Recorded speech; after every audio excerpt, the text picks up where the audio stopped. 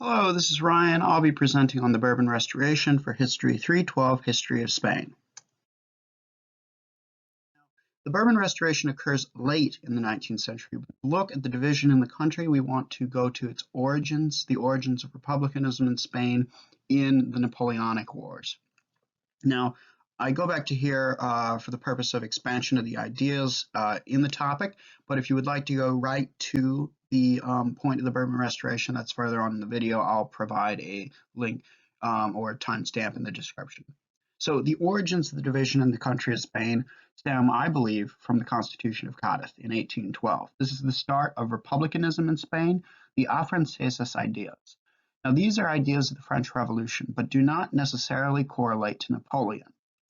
These ideas can be, in fact, anti-Napoleon, believing him to be an emperor and just as much of a monarchist as the monarchists of Spain. Now, both the afranceses and the monarchists are anti-Napoleon, and in this Peninsular War will be fighting against Joseph Bonaparte, the so-called King of the Spains, installed by his brother Napoleon. Now, the afranceses revolutionary ideas contradict the monarchist ideas in their divine right of kings.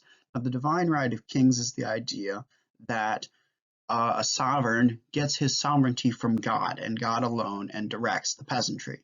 Essentially, power structure is from above to below, whereas opposed to the French revolutionary ideals stemming from the American ideals of a bottom-up system where the people are represented.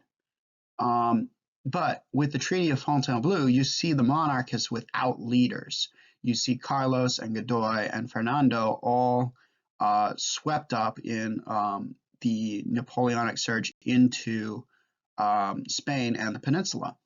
Godoy and Carlos are actually taken into custody in the mutiny of Aranjuez, and Fernando VII, the so-called desired one by the afranceses, is also taken out by Napoleon, all three of them being imprisoned in southern France for the duration of the war, meaning that the afranceses are without a leader and will turn to the idea of Fernando VII as their desired one, the one they think will come back to lead a more republican-styled constitutional monarchy within Spain. The mutiny of Aranjuez is the end of the old regime. So we see the return of the king. We see after Napoleon's fall, he comes back, Fernando VII comes back, thanks Parliament for the fight, and then proceeds to sentence the Cádiz constitutionalists to death. He claims the divine right of kings and raises an army to put down the American colonial rebellions in the Spanish colonies. This army, under Rafael de Riego, and being a liberal army at the time, will commit a coup d'etat against the king and march from the port of Cádiz back to Madrid, marching on the capital and taking over. Now, this takeover will only occur for so long.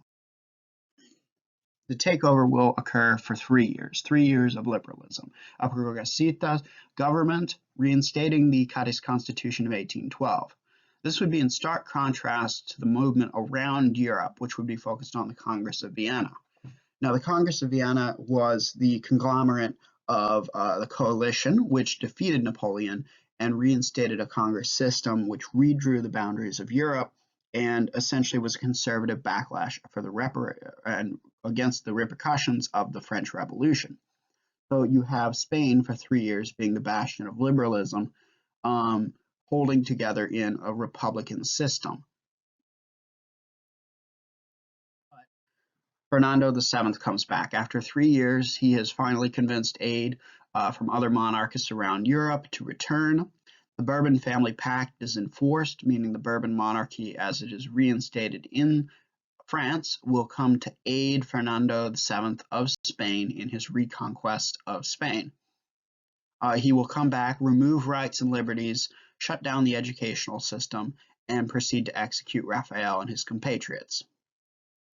Now, 3 years before Fernando's death in 1833, in 1830, Isabel II would be born.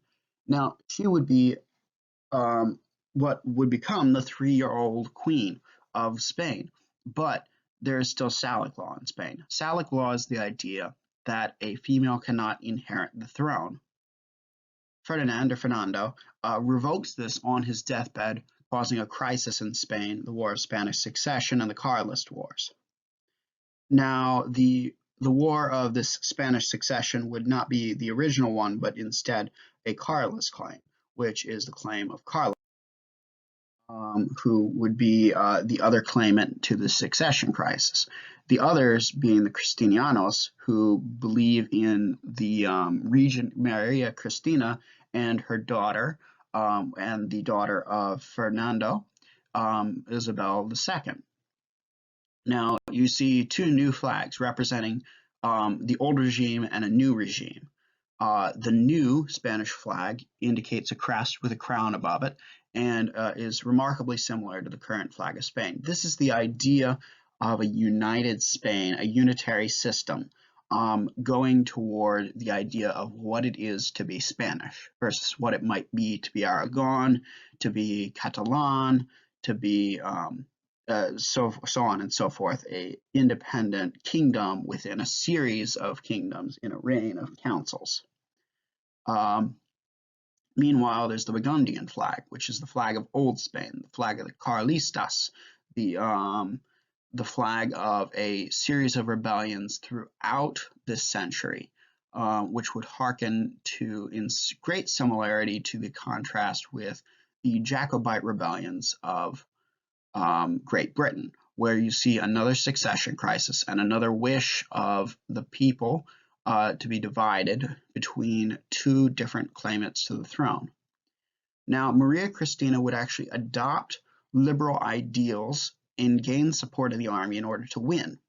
And she would continue the liberal ideals until her death. However, Isabel II would take over. Now, her takeover would last quite a while until 1868, when La Gloriosa occurred, and you have 6 years of democracy of Spain in their first republic. Now, Isabel II would stall her reforms, causing her to be sent back to France in 1868. Now, this is the Glorious Revolution, but we're calling it La Gloriosa because it differentiates it from the English Glorious Revolution, where the Dutch monarchs take over for the English monarchs. In this case, you see the Republic form, but it has some bit of a backlash and backfires in a number of ways. There's a revolt in Cuba, which is in part inspired by the liberal revolution throughout Europe and throughout the Americas. There is a federal versus unitary struggle, as has always been the case in Spain. Federal being the idea of a regime of councils, a separation and division of the state, and a unitary system being that of a centralized, highly congruent system. There's also the Third Carlist War. The Carlists would jump back in. And there's this idea that they still wish to have a king. The First Republic is not necessarily built to be a permanent structure. They actually would look for a balance of power between a king, which they search for, and parliament. But in this search, they look for the new king. They can't take Isabel II back. They can't take Carlos, the claimant of the Carlistas. And their only requirement is there must be a prince who works in a democratic monarchy or is used to working in such a system. Now, they want Leopold of Prussia, who would be a prime candidate. However, this places two borders on France. Prussia, being unified with Spain, would greatly impact the divisions and the political situation in Europe. Now, that being that France resisted and put the claimant forward of Alfonso of Isabel II being her son. Now, Alfonso would not yet be the claimant to the throne, but we would see a compromise candidate in Amedeo I of Italy. Amedeo I of Spain would reign from 71 to 73. His brief reign would be marked by legislative turmoil, as he would send bills to Parliament. They would refuse to enact them, and then they would send bills to him, and he would refuse to sign them. So when sitting in Parliament, the Republican Party's candidate and first president of the First Republic, Emilio Castelar, would say to the effect of, and essentially, "Dear Amedeo, you should leave, or you will meet the same fate as Maximilian I of Mexico." So essentially, he's telling him, leave or be executed, you're in the way. This is the Republican stance at the point, with a sharp division to the monarchist stance. So Amedeo chooses to leave. It's not worth his trouble. He goes back to Italy, and a little bit of a change. A change being now Alfonso is ready to take the throne. Alfonso the 12th will publish the Sandhurst Manifesto from the military academy in Sandhurst, England. It will say to the effect of, "I am a Spaniard and I am a liberal," which means he is ready, in his effect, to be the heir to the Spanish throne and a constitutional monarchist. In doing so, he is the ideal king of the people, a king for the people, and this is the Bourbon Restoration. This is the moment where the Bourbons come back, but they come back ready with hope of a better chance to revive the empire. However, this would not happen. By 1885, he dies, leaving a dwindling empire to his regent, also named Maria Cristina, and the days-old Alfonso XIII. Now, in that time, just after 1885, we see the conflicts in Cuba erupt into full-out war and intervention with the U.S. Now, as Maria Cristina, to her credit, manages to hold on to the Spanish peninsula, but may not hold on to the colonies. Now, in the introduction of Alfonso to the Spanish system of parliament, you see a drastic change in the political structure. You see the Federal Democratic Republican Party, which had been the primary party throughout La Gloriosa, throughout the First Republic, essentially go from 347 seats to 1, that being Emilio Castelar, the one who initially had told Amedeo to leave. You see other parties go down in strength, the Radical Democratic Party, which had been just a minor party.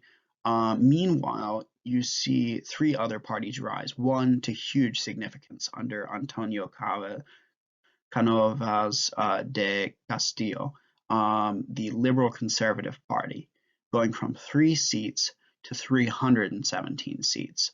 A great margin of change, as well as his compatriot, Praxedes Mateo Sagasta. Now, Sagasta would go from 7 seats to 48 seats, and he would essentially, the Constitutional Party would become the Liberal Party. The moderate Liberal Party would join in with the Liberal Conservative Party, and you would see a dynastic system between two parties alternating power between Canovas and Mateo, between the Liberal Conservative Party and the Liberal Party. But for a fact, the Conservative and the Liberal faction, leaving the Republican parties and that facet out of the equation, with Emilio Castelar never having true power again. Now, this would be the Constitution of 1870 Canovas system, the chieftaincy and the falsification of elections and votes, for the purpose of maintaining a peaceful turn system. And El Turno Pacifico would last indeed from 76 all the way up until the coup, which would mark in the early 1900s. So this would go for, in effect, about 50 years of alternating parties, one after the other, liberal conservative to liberal conservative, being essentially conservative and liberal. Meanwhile, on the other hand, we have the Federal Democratic Republican Party, the Democratic Party, the Democratic Progressive Party, the dynastic left, good one, the Progressive Republican Party, the Republican Union, the Conservative Union, jumping in briefly, and then reinstating as the Conservative Party, and then the Republican fusion, which is by far the best name for a political party I have seen. But there's a problem in Spain, and Canovas points it out very well. He points out that it's Cuba. Now, Cuba is the jewel of the Spanish Empire. It's what they have left. Between Cuba, the Philippines, Guam, and Puerto Rico, that's what's left of the Spanish Empire. All of their other colonies have managed to secede from the empire and declare their independence. Now, written in 1876 on the eve of war with the United States, he says, Cuba is Spain's Alsace-Lorraine. The honor of Spain is at stake.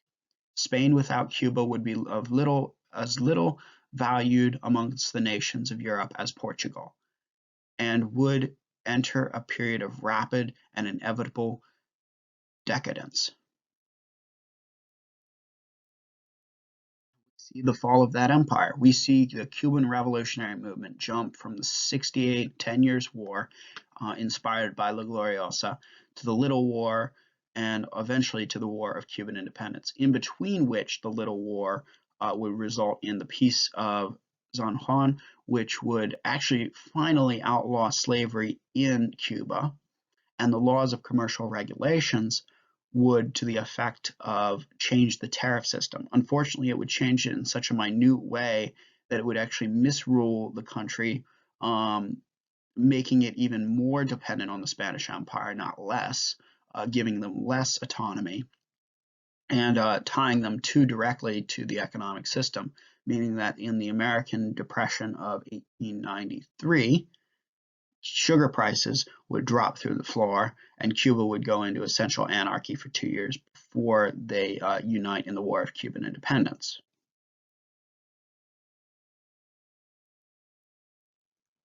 Now, this goes to how the U.S. actually got involved. Why did the U.S. care? Well, the U.S. cared for a variety of reasons, but the primary reason being the Monroe Doctrine, the idea set up by President Monroe in the early 19th century that the U.S. would be the patron of the Americas, and that no further colonial expeditions would take place, and only colonies pre-existing would have the ability to stand unless they revolt. In which case the U.S. will play the mediator. So the USS Maine is sent on a peace mission to Havana Harbor during this turmoil. But on February the 15th of 98, it explodes. Now it explodes, this explosion has a variety of factors at play, the most likely candidate being it hit a mine in the Havana Harbor placed by, could be the Spanish nationalists, could be actually a U.S. mine. The other option is the boiler explodes, but based on the conclusions of National Geographic Society and other investigations done, well, prior, there being investigations in 98 as to why it exploded, but these investigations were largely impacted by old journalism. At the time, biasing the investigation, blaming the Spanish nationalists in and around Cuba for tampering and essentially destroying the USS Maine and killing roughly most of the crew of 300. Now, the cry would go out, remember the Maine and to hell with Spain, calling the US to war. Now, this would lead to a US ultimatum in April to Spain saying, give the Cubans their independence or else. The following day, they would blockade Cuba, preventing any Spanish aid or entrance. Now, they would not attempt to annex Cuba. One of the primary divisions in American politics at the time was whether or not to seize Cuba, being that it was a very rich and profitable part of the Spanish Empire. It was their jewel. Why shouldn't the U.S. take it? And indeed, the star on the Cuban flag would be very reminiscent of many an American flag looking to enter their star into the Union. But with the Teller Amendment to the declaration of war, essentially Cuba would not be annexed. They would not become a part of the American empire. They would just become essentially a subsidiary where companies could be based out of. Now, we look at the troop numbers. The U.S., Cubans, and the Filipinos in the other theater have far less in the way of manpower as opposed to the Spanish. Now, if you look at this, you would assume, well, the Spanish are still an empire. They still have the ability to fight, don't they? Well, their army was tragically mismanaged, just like the country at this point. They had about five men for every one officer, commissioned officer, and they were very, as far as supplies go, very dependent on the two theater system, very dependent on the main Iberian Peninsula for their supplies, meaning that with blockades by U.S. forces, with naval superiority being with the U.S., they would have little to do but sit in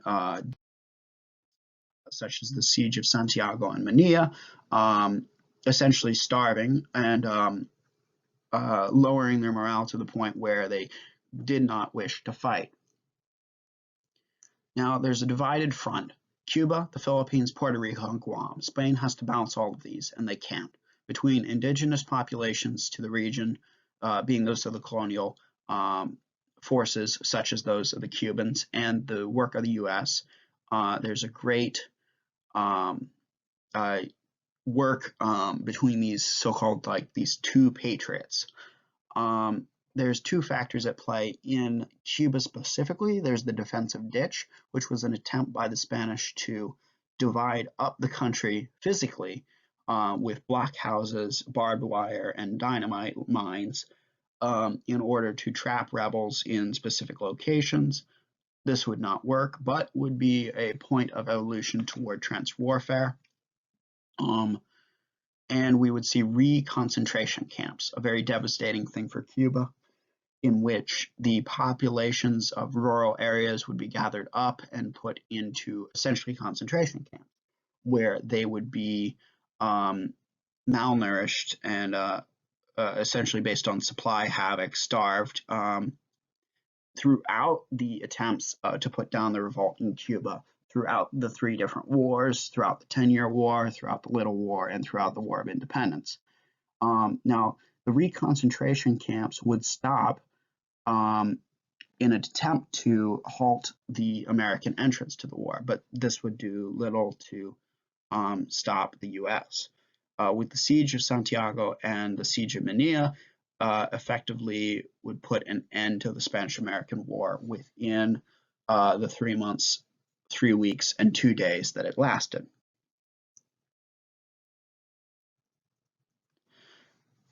Now, there's the aftermath. You get the generation of 98. This is a disillusioned nation. Joaquin Costa calls it regressionalismo, which is the regression of a nation within itself. He's a self-educated man who sought to end the Spanish imperial backwardness and supported education, social, and economic reforms, being a Republican at the time. Now, he would do the scientific study of Spain's decline as a nation. And a great book, which I highly recommend reading for a look into the end of the Spanish Empire, is The End of the Spanish Empire by Sebastian Balfour. Now, he says those whose voices were always heard, that of Parliament and the press, sounded in common note of gloom and outrage. This is Spain having a national psychic crisis over losing the remnants of their empire. At this point, Spain is now little more than Portugal in the eyes of Europe, as said by Canovas. Now, we actually get to a point where the turn-in-kind system fails. There's a fascist coup under Miguel I de Rivera.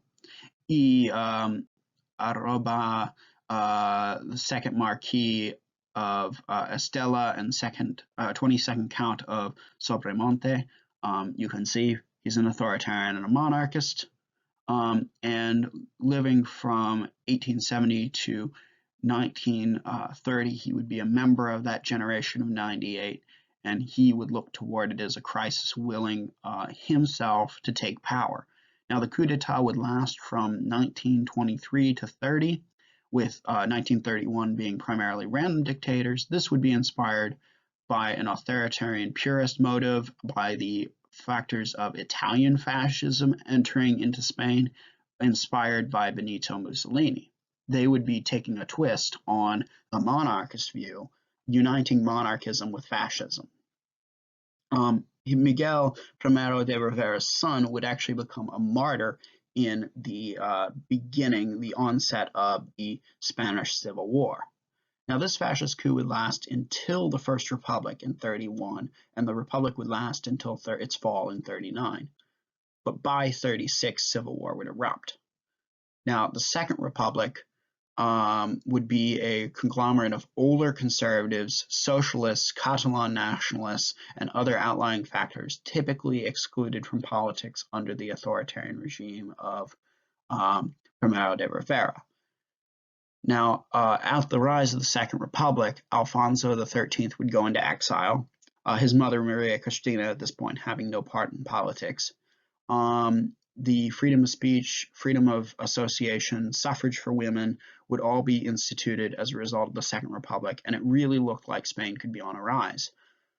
But the problem being this alternating shift between one side and the other, being pulled between the Afranceses and the monarchists, being pulled between the different factions over time, between the Carlistas and the Cristianos, being pulled between the Republicans and the monarchists, being now pulled between the new form of Italian fascism and authoritarianism and the Republicans' ideals sprouting into socialism and other far left ideologies. So you see a pull between right and left, teetering and tottering, alternating violently, creating what would become Civil War.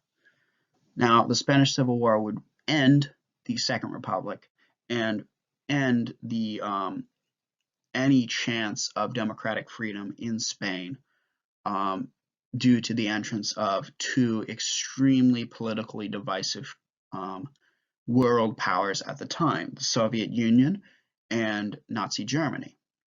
Now, these two ideologies would be the antithesis of the division that originally started from the Afranceses and the monarchists. But it would go so out of proportion to the fact that Spain would no longer be stable and would need reconstruction. Now, this reconstruction would not actually come until the fall of Francisco Franco in the late 20th century. But for now, Spain is at war. Socialists, anarchists, and international brigade members and USSR support on the side of the Second Republic, and those forces of the nationalists, the Nazis, the Phalangists, the Burgundian Carlists, and the Italians on the other side, this being a prelude to the disaster of World War II. Now, throughout all this, I wanted to emphasize that there's two distinct factions always at play. There's always a balance of power that has to be maintained. And Spain, throughout the 19th century and into the 20th century, and this what's called the long century, is unable for the most part to balance this. This allocation of liberties between the people and the allocation of responsibility held to the monarchy. At certain points, there are glimmers of hope, one of these being the Bourbon Restoration. But the Canovas system, the electoral fraud, and the election, essentially the turn-in-kind system, where the Liberal Conservative Party and the Liberal Party would alternate power, excluded others and excluded the Republicans from power, anyone who wished to alter the government in any means. So it's constantly this division and this isolation of different political movements depending on which side you are at the time. And the emphasis being that it would take a long time for Spain to decline and a long time for it to rise again as a democracy.